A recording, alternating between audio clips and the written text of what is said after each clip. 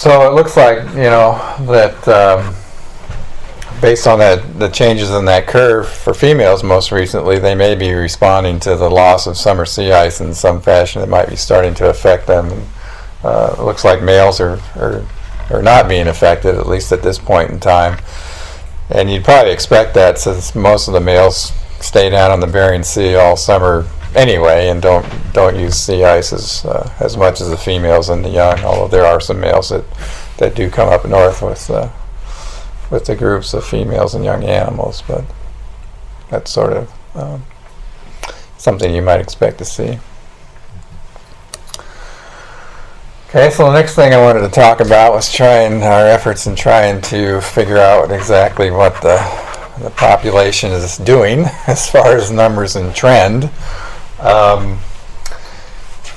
In the past, the way that population estimates have been made have been based on aerial surveys. We've conducted joint surveys between the United States and Russia. They started that program in 1975, which you can see these points here, and they did that every 5 years until 1990, and they pretty much gave up in 1990 because, as you can see, these lines here are what we call the error bars, or the confidence intervals, and you can see that they're quite large. They overlap significantly with all those estimates, so it's really hard to say what the population is doing. And they realized, in 1990 that this wasn't buying them much, and it was pretty expensive. So they went for a number of years and then decided to redo it again in 2006 with some improved technology and methods and stuff, and got even worse, even with all the improved technology. Now another thing that inflated this so much, this estimate here, is that they started using Bayesian statistics, which really takes into account all the uncertainty that's associated with all this stuff. So that sort of regular, compared to the surveys that were done back there, you would sort of expect a greater confidence interval if things hadn't improved, but that's kind of just a little sideline. But anyway, this graph is from a paper that was done in 2015 that combined these aerial surveys with ship-based sex and age composition counts that were conducted in the 1980s, and again around 1990. So they were able to integrate those two sources of data and come up with this trend line that you see there, and a fairly narrow confidence interval around that.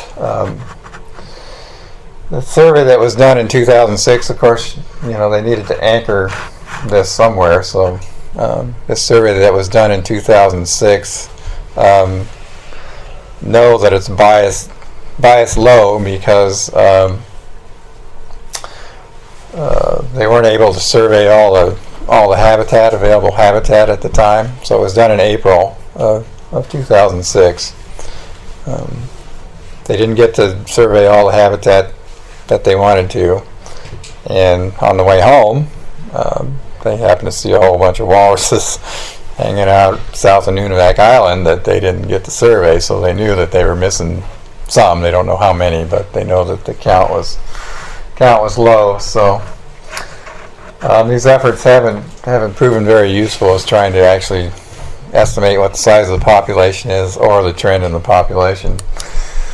So we started on another approach using what we call a genetic mark recapture methods. Basically, in a mark recapture, it's kind of the gold standard of estimating wildlife populations, and what you do is you'll go out, put a mark on a bunch of animals. You've probably seen Fish and Game put collars on animals and ear tags and all kinds of things, big collars that you can read numbers off of and stuff like that. So those become the marked animals, and you can follow these animals over time as you go out and resample over time. And of course, as you go out and resample, you'll capture, or you'll see animals that you didn't put a collar on or some kind of mark on the first time around, and based on the ratio and some other things that fall into that, You can use that to estimate population size as well as survival rates and productivity rates. So in this case, we're using a genetic approach. So what we do is go out and collect skin samples from walruses with biopsy darts fired from a crossbow, which is shown down here. And we can identify walruses to individuals based on their DNA fingerprint, and that sort of becomes its mark. So the first time you go out and get a skin sample from this animal, you run the genetic analysis, so you now know who this animal is. The next time you go out and collect a bunch of skin samples, you may recapture that animal, so to speak, or you'll get another skin sample from that animal, and you know you've caught it the second time, as well as all these new animals that you didn't catch the first time are now in the pool of marked animals, and this sort of just repeats every year, and this pool gets bigger and bigger.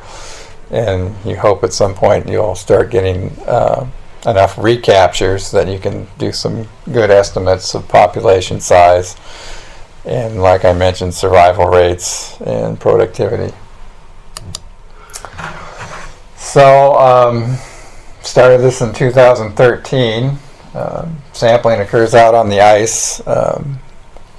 Basically, we have a mothership that we charter to go up in the spring. Deploy these skiffs to go out and find groups of walruses like this and try to get some samples from. The goal is to collect about 1,300 samples each year. We've been able to exceed that the last 3 years, so we have about 4,000 samples collected so far. We're going to keep try to keep doing this for another 2 years. In 2013 and 14, we were restricted to the United States side of the date line. This is basically just the track logger for the ship when we were out sampling in 2013, and it looks very similar for 2014.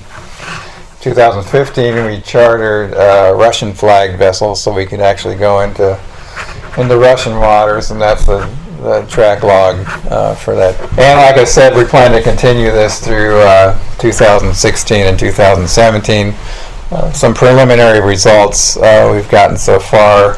It looks like recaptures are adequate to make the kind of estimates we want to make with the kind of precision that we'd like to see from that kind of an effort. So that's where we are with that. And that's all I've got. So, have any more questions or? Well, the mic recapture. I don't know if I can get back there or not. Only during the spring? Yeah. Not any other.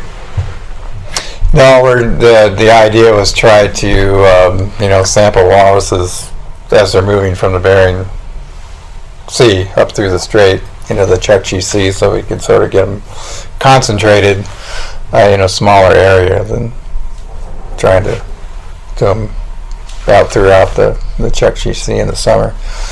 But as you know, the ice has been going out a lot faster, and the walruses have been moving with it faster, so that plan hasn't exactly worked out like we'd like it to. So you could see from the track logs that they're way up, in the Chukchi, across from Point Lay and those places, Wainwright, by the end of the cruise.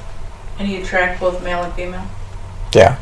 Well, actually, we're concentrating on females right now.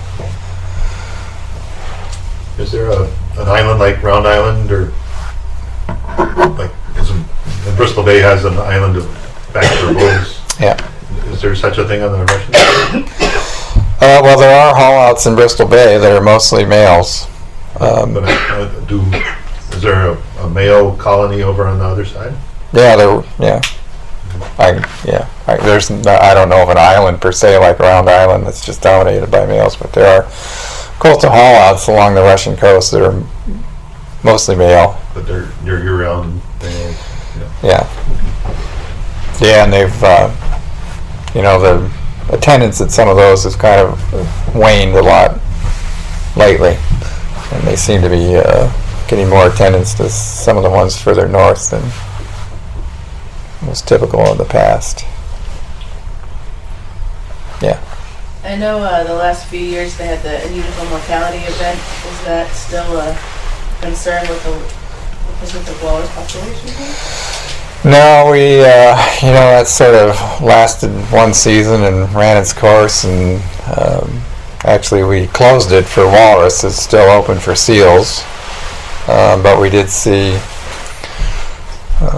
I think it was 2011 when it first popped up, and then we were seeing a few walruses with these lesions on them, and did some sampling when they were on the haul out at Point Lay, just trying to see how many in the herd were affected. It looked like about 6% of the animals that we could see actually had, I guess, what you would call fresh lesions that were still sore and oozing stuff, blood and pus. And they also saw a number that it looked like they'd had that probably the previous year or something, and it healed up. So it looked like they were able to recover from it. And all the animals we saw that had the condition were pretty healthy and good body condition, and didn't look like they were suffering a whole lot from it. Of course, there were some calves on the haul outs that died probably from trampling. That had some of these lesions too, but it looked like the main cause of death was from trampling from a disturbance event, and they got trampled. So that sort of came and went.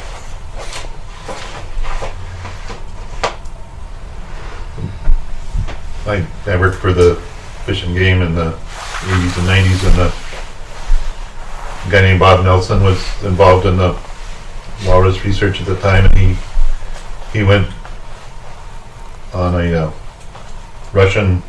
former Russian whaling capture ship with the gun on the bow and the walkway, and that was being used to harvest walrus in a commercial scale. And the ivory and some of the hides were destined for native communities on that side, but most of the meat was going to fur farming. Right. And he was, from his description, they took a lot of animals. I don't know how many. Yeah, I think commercial hunting in Russia lasted until around 1990 or so before they ended that. And I think at the latter years, from what I understand, there was a quota on them, which also counted against the subsistence quota too, which is unfortunate. But so they apparently that no longer occurs, and it probably had something to do with the economics of the fur trade also, how viable that was. But I think it was economics, social too. I don't believe private individuals were allowed firearms, even hunters. Yeah. So that was part of the reason the government did that. And they were using the whale guns to shoot walruses? No, they just used just the boat. They used the boat, and they used the walkway as a shooting platform, but with rifles. Yeah.